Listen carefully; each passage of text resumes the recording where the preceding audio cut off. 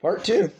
So let's continue with reading the Hereford Trucking with Bobby and Bobby Hereford and their son Brett. You know how he's stepping into the log trucking industry. So we're gonna read about him. We're gonna continue reading about the Hereford Trucking. Bobby Hereford has her own style about her when it comes to trucks. For one, you don't see any gals behind the wheels of big rigs, let alone those coming down the side of a mountain covered in ice and snow. At first, I think a lot of people were looking at me to fail because they didn't think I could do this kind of work. But more than a decade, around 1,000,000 miles later, she has proved them wrong. Not one wreck in all those miles, a few close ones, but nothing major.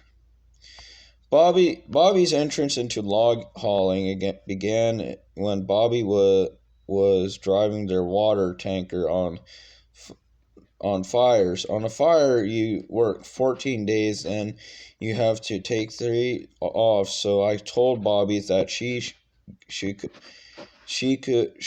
a CDL to spell me. Bobby explained she started hauling logs for Lori Christopherson,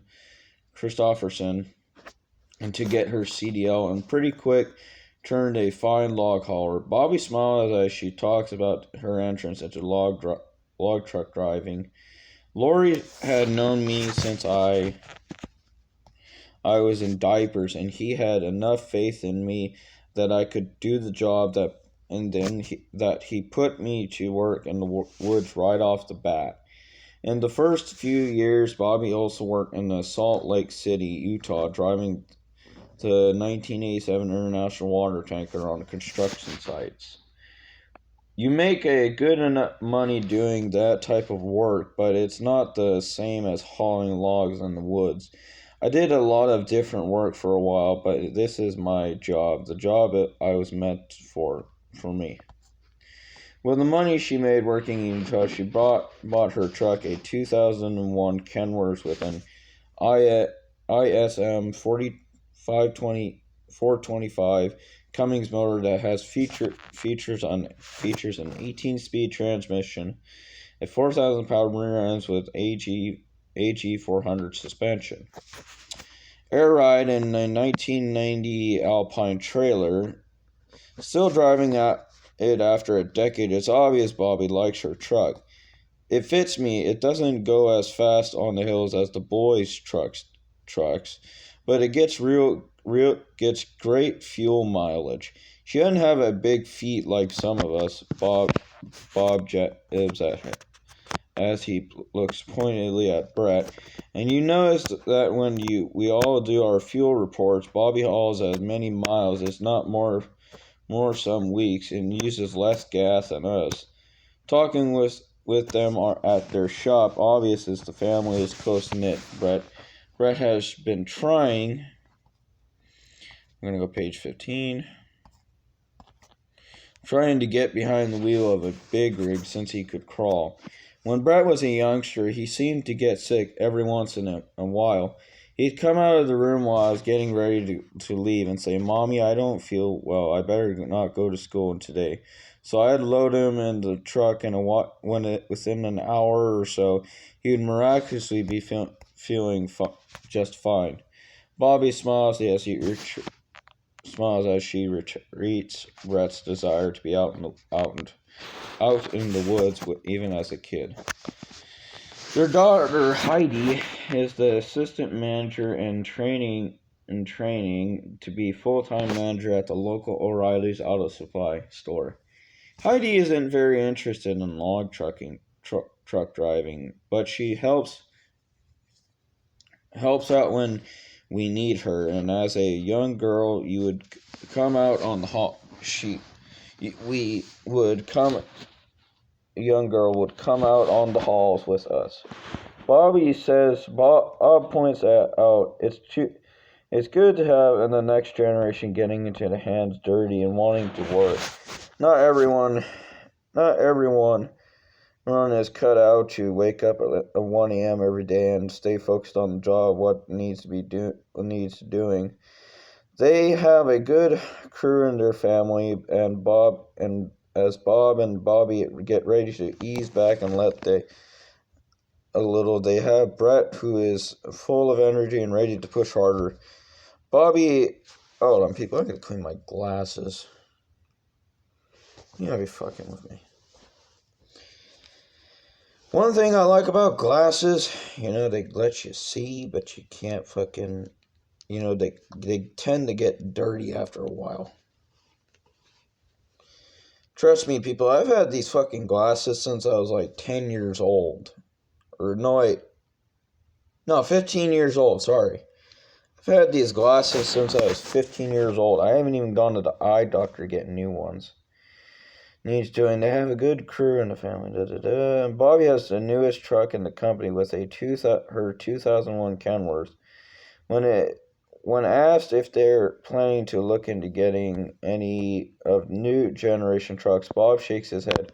Sure, it would be nice to have a new truck with all the safety features and the comforts, but these are good trucks and we know how to work on them. We do most of our mechanic work when it comes to regular maintenance. But if it's too big, we go to Montana, Peterbilt, they can do it. So we're going to page 19. Yeah, people, surprisingly, this is a long fucking story. Not that I have a problem with it, but shit. We're going to have to make a third fucking video for this. Faster than I can. Bob tells me when it gets to our parts right down the road, Kenworth Sales and Hagen Welding out of East Missoula does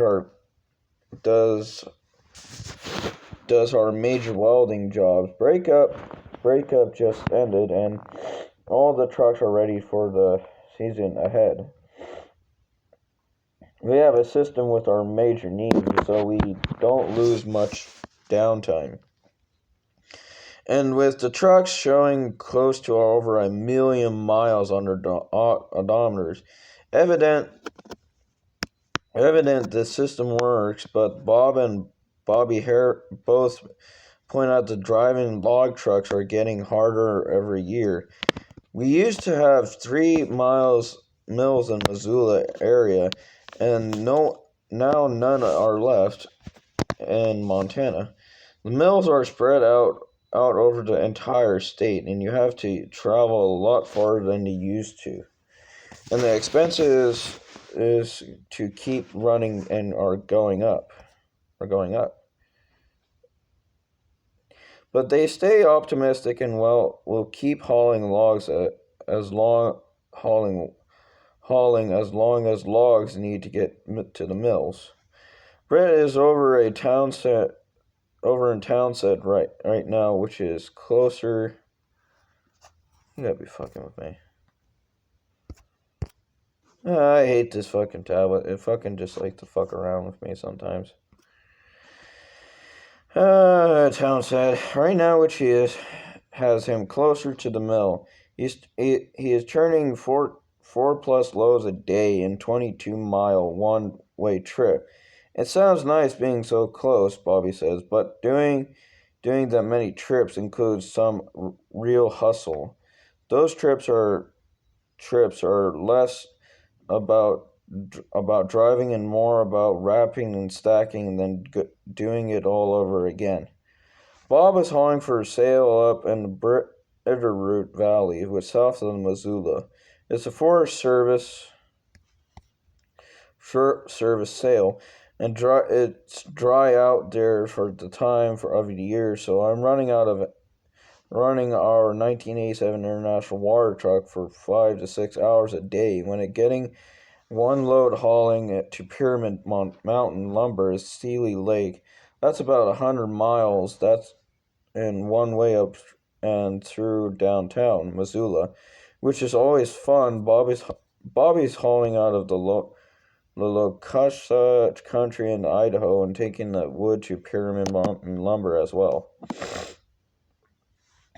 Well, it's good haul, and I get to see some amazing country and animals. There are some great folk folks we work with on these jobs. And when you've hauled with people as long as we have, you get to know them well and help each other out.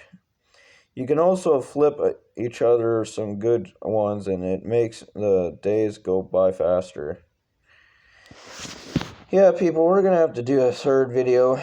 Surprisingly, I did not think I would have to, but I'm sorry. Anyways, I will be right back, and I will see you as soon as I get back. Bye.